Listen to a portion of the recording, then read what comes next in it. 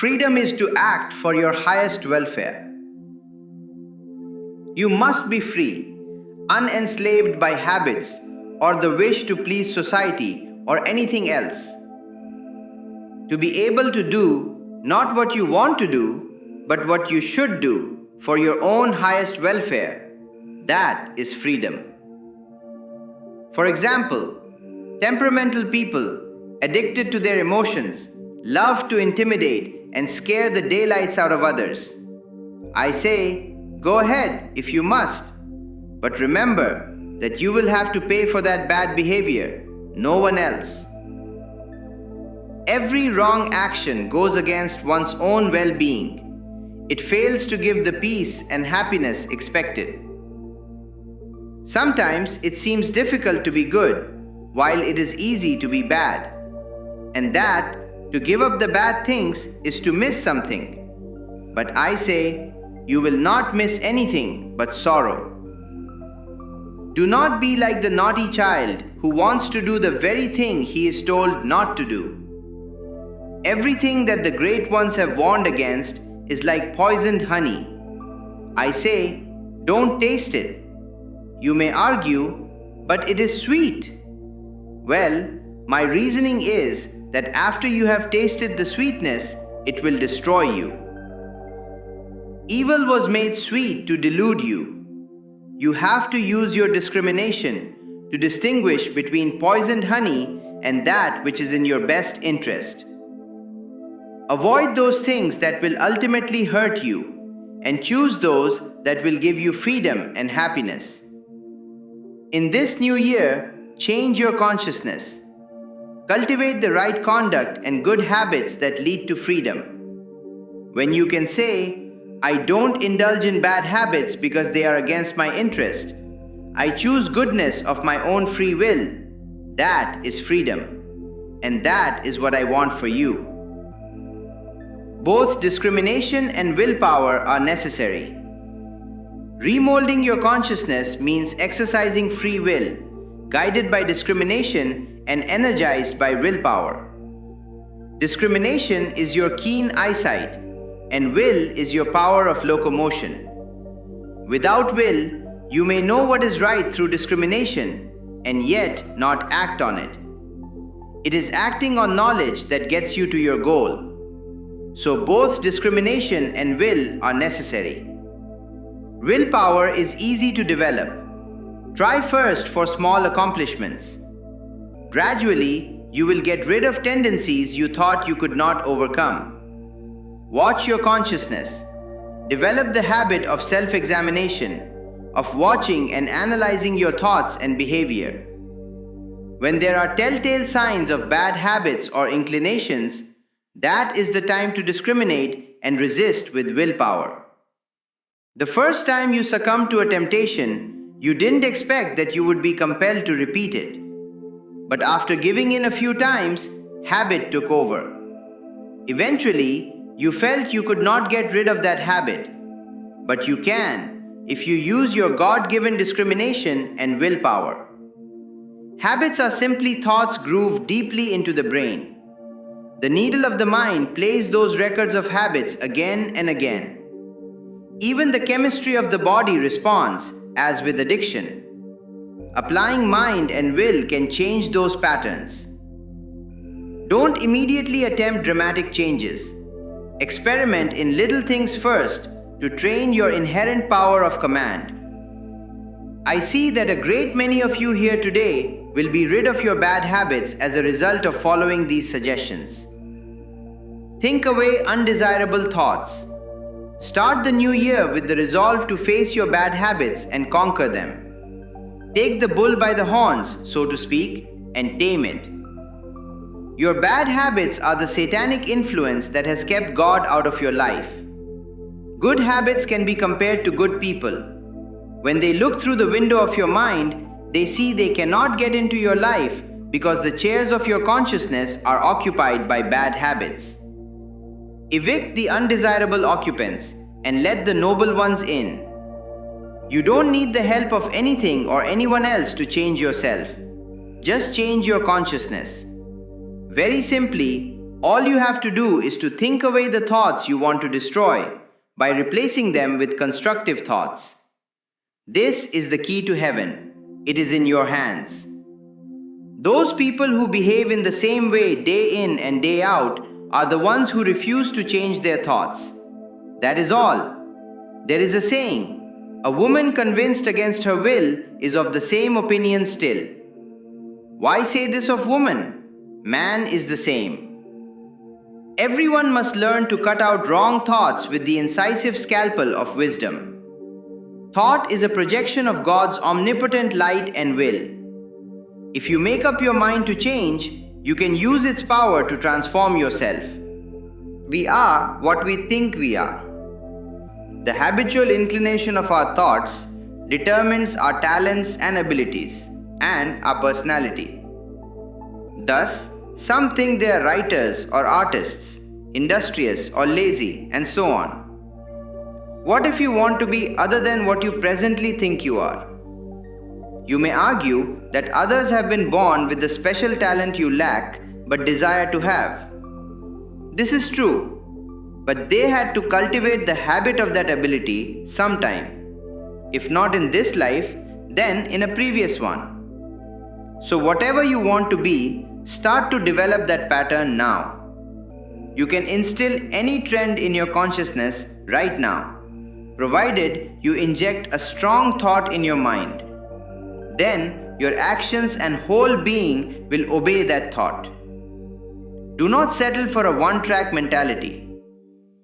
You should be able to succeed in any profession or do anything you put your mind to.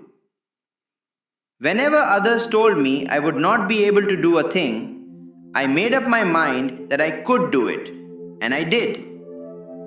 Few demonstrations of mind power are more dramatic than the power of thought for good or ill on the health of the body.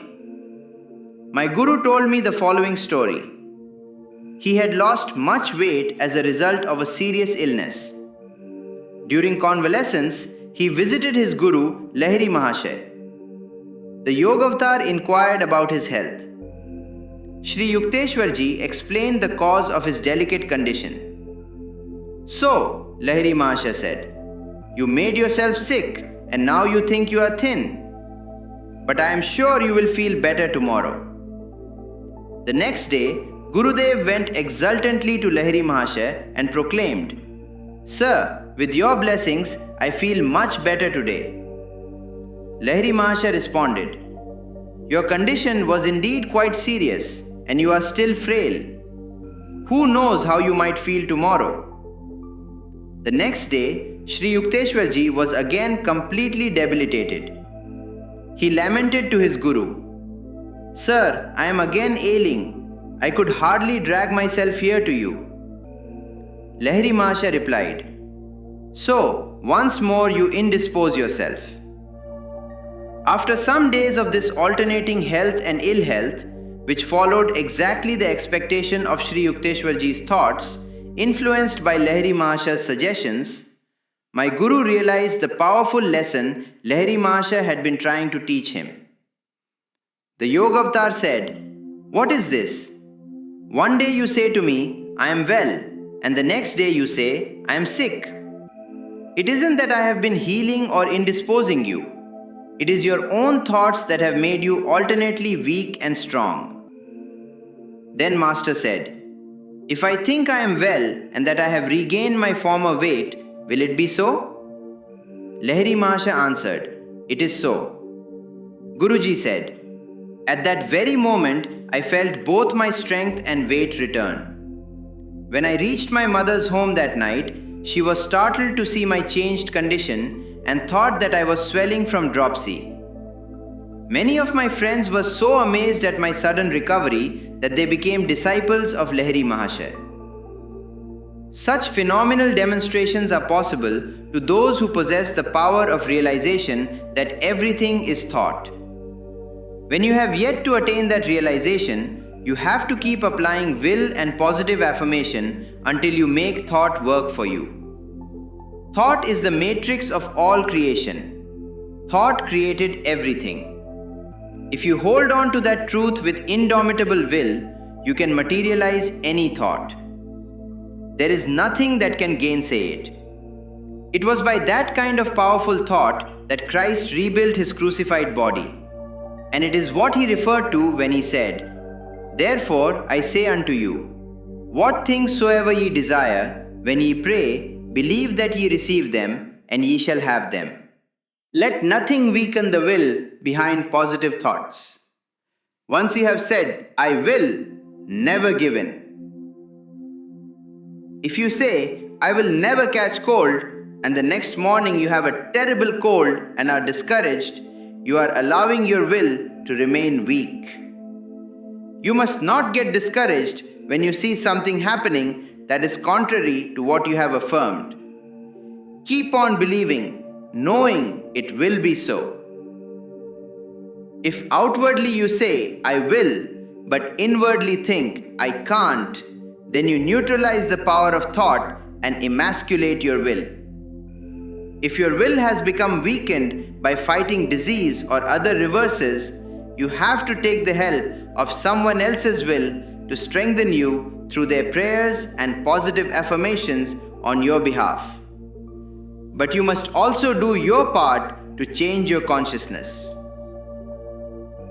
Develop your willpower and positive thinking, and you will find your body, mind, and soul working to mold everything in your life according to your will. As thought is the most powerful agent in your life, provided you know how to develop and use it, never let the power of your thought be diluted by mixing with weak-minded or negative people, unless you are strong-minded and can instead strengthen those persons. Failures should align themselves with successful people. The weak should seek the company of those who are stronger. People who have no self-control should associate with those who are self-disciplined. The greedy man, for example, should eat with the man of self-control.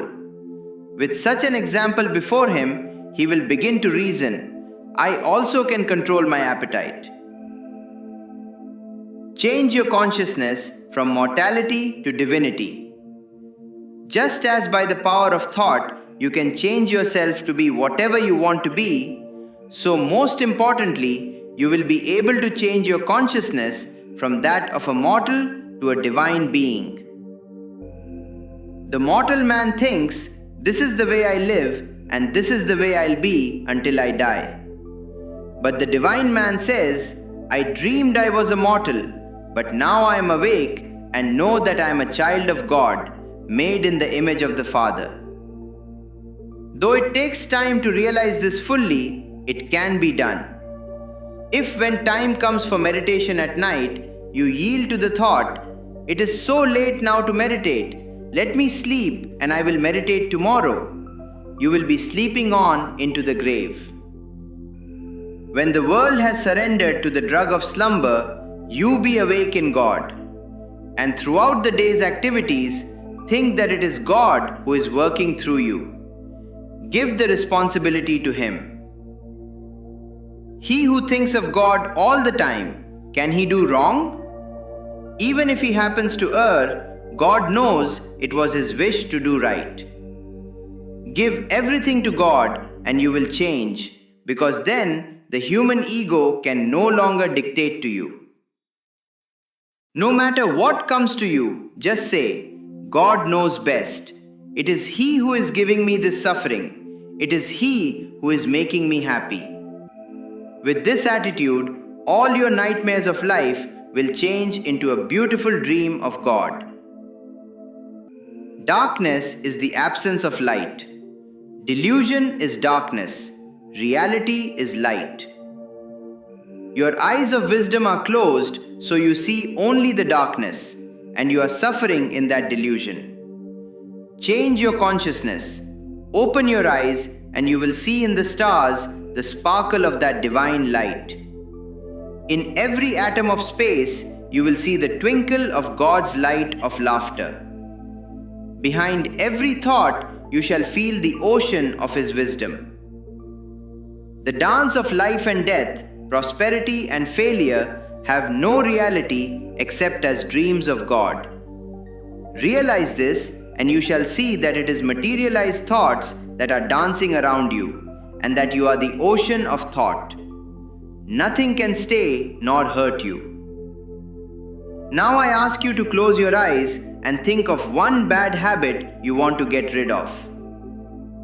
If you concentrate with me as I say the words in spirit and you believe, you shall be free of that habit. Throw away the thought that you cannot give up whatever it is. I am sending a strong thought into your consciousness that right now you are rid of that habit. Affirm with me, I am free of that habit now. I am free. Hold on to that thought of freedom. Forget the bad habit. Many of you will find that the habit you have willed away will never come back again. Repeat after me. I shall remold my consciousness. In this new year, I am a new person. And I shall change my consciousness again and again until I have driven away all the darkness of ignorance and manifested the shining light of spirit in whose image I am made.